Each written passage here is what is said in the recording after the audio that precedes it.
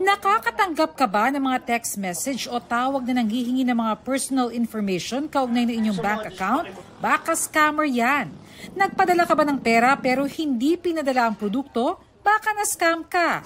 Sa Financial Services Cyber Resilience Plan, maglalatag ng mga protocol at mekanismo kung paano tutugunan ng mga cyber attack. Pero makatutulong ang Anti-Financial Account Scamming Law para mapakulong ang mga scammer. Mapapalakas din daw ang tiwala sa financial system kung mas mataas ang multa at parusa sa mga offenders. Right now, medyo mahirap mag-prosecute ng ganitong klaseng krimen.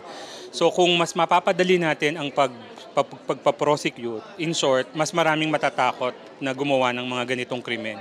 Sa batas na yan, lalagyan na rin ng mga exemption sa Bank Secrecy Law para malaman na nagmamay-ari ng mga account na ginagamit sa mga scams. Pero bago pa umabot dyan, mahalagang ituro sa mga tao kung paano makakaiwas sa scam.